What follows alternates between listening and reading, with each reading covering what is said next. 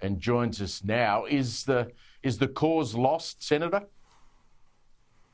Well, Steve, good afternoon and great to join you. And it's a shocking time for the people of Geelong and southwest Victoria after learning of the closure of Epworth Geelong's maternity unit.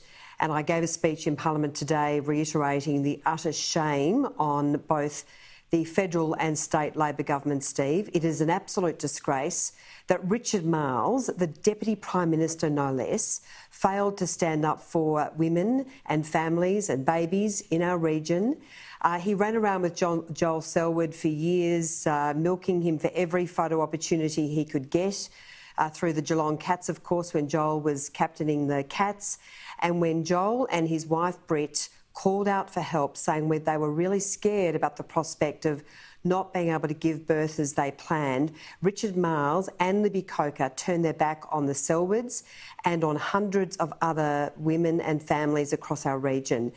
And Steve, I might also add that apart from Mark Butler and the Prime Minister and the Premier of Victoria turning their back on Epworth, Epworth's behaviour has also been disgraceful. They ran a sham consultation and recruitment process. They ran down the maternity unit. There is so much anger in our community, but most of all towards our local Labor MPs who did absolutely nothing to stand up for this vital health service, which of course is so important in taking pressure off our public health system. Private and public health services work hand in hand. So all in all, an utter disgrace from Richard Marles and Libby Coker and Labor. Doctors, nurses, community groups all desperately tried to keep the maternity ward open and they failed. Have you heard one real reason that we can believe as to why this was going to shut? I mean, is it just a matter of economics for Epworth? Is that what's happened? Absolutely. They're interested in cost cutting, and that has been confirmed to me privately.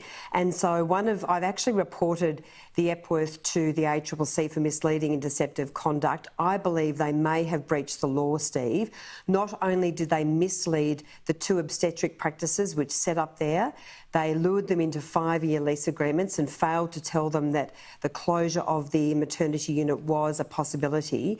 They also ran at least one bogus job advertisement that I know of. And of course, if that's proven, that's a breach of the law. So they deliberately set about running down the maternity unit, led by some of the best obstetricians, not just in our region, but across Victoria.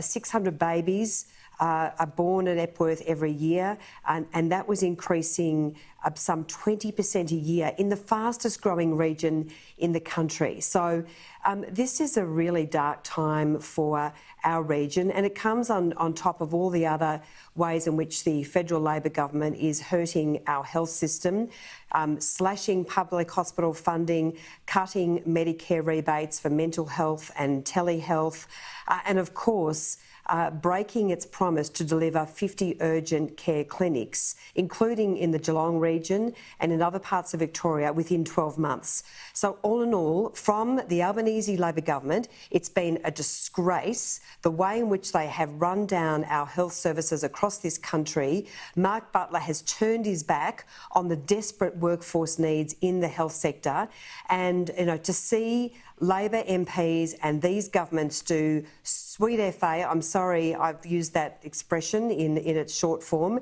but I'm so angry, Steve.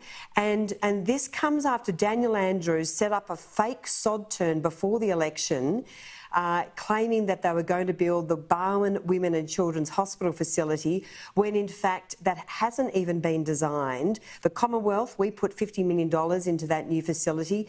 That won't be ready until 2029.